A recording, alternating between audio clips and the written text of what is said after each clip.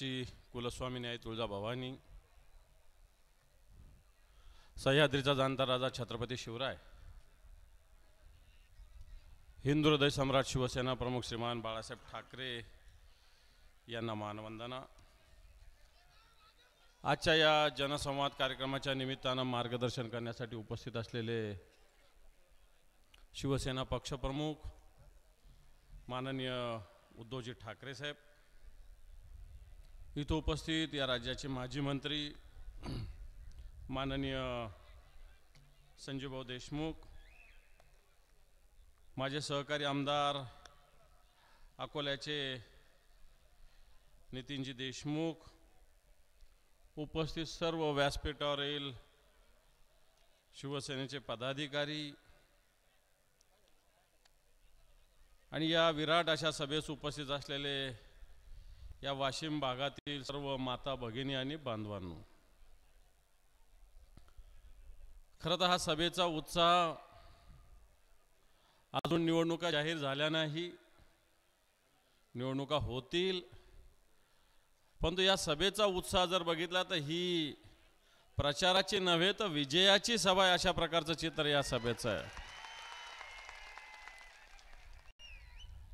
कारण हा वाशिम सातत्यानं शिवसेनेच्या मागे उभा राहिलेला जिल्हा आहे, हा लोकसभा मतदारसंघ आहे आणि हा लोकसभा मतदारसंघ सातत्यानं शिवसेनेला यश देत असताना या ठिकाणी गद्दारी झाली, त्याच्यावर माननीय उद्धवजी ठाकरे साहेब बोलतील, परंतु ज्यांना 5-6 वेळेस उमेदवारी दिली गेली, ज्यांना दिल्लीत पाठवलं गेलं, त्याच लोकांनी पाठीत वार करण्याचं काम या ठिकाणी केलेलं आहे। आणि पाठीत वार होत असताना आपण छत्रपती शिवरायाचे वंशज आहोत, आपण छातीवर वार झेलण्याची आपली ताकद आहे, क्षमता आहे, पण पाठीत वार करणार हे गद्दार आहे। मला असं वाटतं यांना सुद्धा आता धडा शिकवण्याची वेळ या निवडणुकीत आलेली आहे। माननीय उद्धवजी ठाकरे साहेबांचं सरकार असताना या मतदारसंघासाठी कोट्यावधी रुपये दिले गेले, मग वेगवेगळ्या योजनेला या शहरासाठी, या जिल्ह्यासाठी, रस्त्यासाठी मोठ्या प्रमाणावर निधी दिला गेला, परंतु गुत्तेदार कोण असावा, मला असं वाटतं गुत्तेदारांसाठी हा पैसा वापरला गेला आणि गुत्तेदार कोण होतं मला वाटतं वाशिमला सांगण्याची गरज नाही आहे। शांत बसा।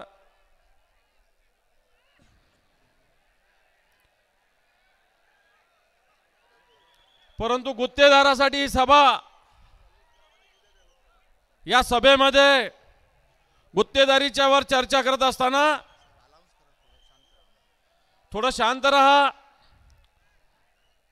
गुपचूप बसा खाली प्लीज, विनंती सगळ्यांना खाली बसा। आपण जोरदार घोषणा देऊ, छत्रपती शिवाजी महाराज की जय भवानी। आणि या वाशिमसाठी माननीय उद्धवजी ठाकरे साहेबांनी सुद्धा सरकार असताना मोठ्या प्रमाणावर निधी दिला, परंतु हा निधी वापरला गेला, आपले स्वीय सहाय्यक या भागाच्या खासदार ज्या राहिलेले आहेत त्यांनी कशा पद्धतीनं वापरला, मला वाटतं हे आपल्याला चांगल्या पद्धतीने माहिती आहे।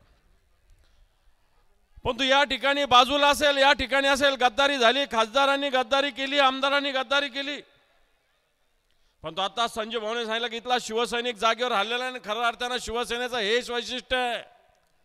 भले भले लोक शिवसेना संपवायला आले ते संपले, पण ही शिवसेना कदापि संपलेली नाही आणि संपणार सुद्धा नाही।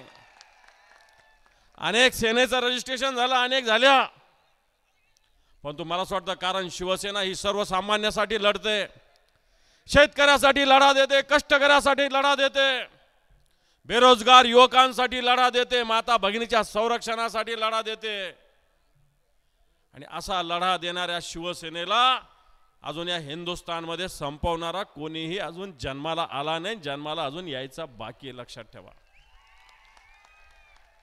आणि म्हणून आज या ठिकाणी वेगवेगळ्या पद्धतीने शिवसेना 80% समाजकारण करत असताना शिवसेना ज्या अर्थी मान्य उद्धवजी ठाकरे साहेब मुख्यमंत्री झाले, पहिला निर्णय उद्धवजी ठाकरे साहेबांनी घेतला होता, या महाराष्ट्रातील सर्व शेतकऱ्यांची कर्जमाफी करायची। 2 लाख रुपयाची कर्जमाफी माननीय उद्धवजी ठाकरे साहेबांनी केली होती। एका अंगठ्यावर एका थंबवर त्याच्या आधी सुद्धा कर्जमाफी झाली होती, परंतु त्याच्या 19 ग्रीन लिस्ट तयार झाल्या होत्या।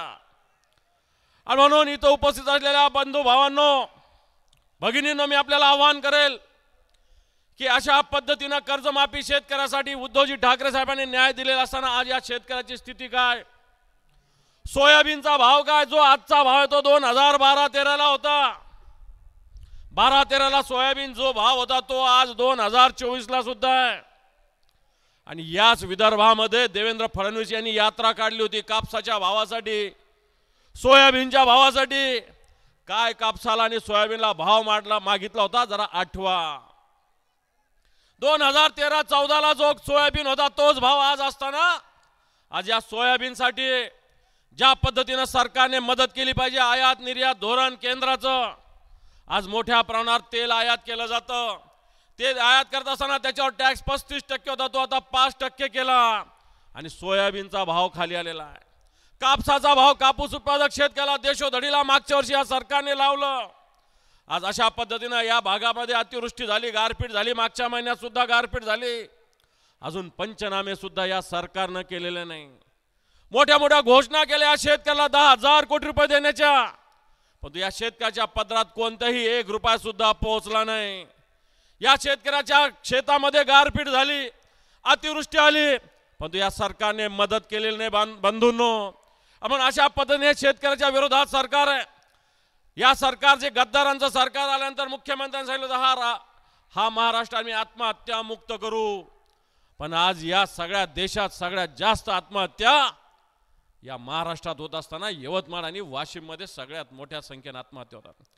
खरंच आपल्या राज्याचा दुर्दैव आहे, आपल्या जिल्ह्याचा दुर्दैव आहे, कारण शेतकऱ्याकडे बघायला या सरकारला वेळ नाही। यांना मेट्रो, अहमदाबादच्या मेट्रो ट्रेनला 6,000 कोटी रुपये सरकार देतं। मोठ्या मोठ्या उद्योजकांचं, कॉर्पोरेट उद्योजकांचं कर्ज माफ करतं, पण शेतकऱ्याला साधं वीज सुद्धा हे सरकार पुरवू शकत नाही। म्हणून बांधवांनो, उद्धवजी ठाकरे साहेबांच्या नेतृत्वाखाली आपल्याला संकल्प करायचा। हेच नेतृत्व जे उद्धवजी ठाकरे साहेबांचं नुसतं परिवार म्हणून परिवार होत नसतो, एकमेव उद्धवजी ठाकरे साहेब या महाराष्ट्रात ज्यांना कुटुंब प्रमुख म्हणून ओळखलं जातं, उगाच ओळखलं जात नाही। उगाच ओळखताना मोदी का परिवार, CID असेल, CBI असेल, ED असेल, उद्धवजी ठाकरे साहेबांचं कुटुंब हे आपल्या समोर बसलेलं लक्षात ठेवा।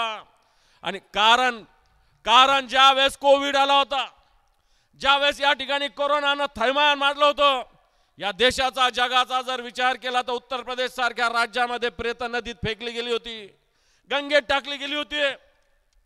गुजरातमध्ये रस्त्यावर लोक उपचाराअभावी तडफडून मरत होते, पण या महाराष्ट्रामध्ये एक माणसाच्या जीवाचा विचार उद्धवजी ठाकरे साहेबांनी केला। नुसता विचार नाही केला तर उपचार सुद्धा केला। तो काळ आठवा ज्यावेळेस आई मुलाला विचारत नव्हती, मुलगा बापाला विचारत नव्हता। अशा काळामध्ये या महाराष्ट्राचं कुटुंब प्रमुख म्हणून उद्धवजी ठाकरे साहेबांनी भूमिका निभावली आणि देशात जे टॉप मुख्यमंत्री होते त्याच्यामध्ये उद्धवजींचं नाव होतं। आणि म्हणून या उद्धवजी ठाकरे साहेबांना तुम्ही पराभूत करू शकत नाही। या ठिकाणी निष्ठावान शिवसैनिकाची एक मोठी या महाराष्ट्रामध्ये फळी आहे आणि मला वाटतं हा महाराष्ट्र निष्ठावानांचा आहे, गद्दारांचा नाही आहे, खंडोजी खोपळेचा नाही आहे, सूर्याजी पिसाळाचा नाही आहे। हा महाराष्ट्र तानाजी मालुसरेचा आहे, हा महाराष्ट्र बाजीप्रभू देशपांडेचा आहे, हा महाराष्ट्र मुरारबाजीचा आहे। अरे धडाविना ही लढला बाजी, अशा प्रकारची कविता आपल्याकडे आहे। धड नसताना सुद्धा मुरारबाजी लढत होता, म्हणतो आपण सुद्धा मालोजी, आपण सुद्धा तानाजी सारखे, आपण सुद्धा मुरारबाजी सारखे येणाऱ्या काळात लढा देऊ आणि उद्धवजींच्या नेतृत्वाखाली पुन्हा एकदा दिल्लीवर आणि पुन्हा एकदा मुंबईवर भगवा फडकवण्याचा संकल्प करू। एवढं सांगताना थांबतो। जय हिंद, जय महाराष्ट्र।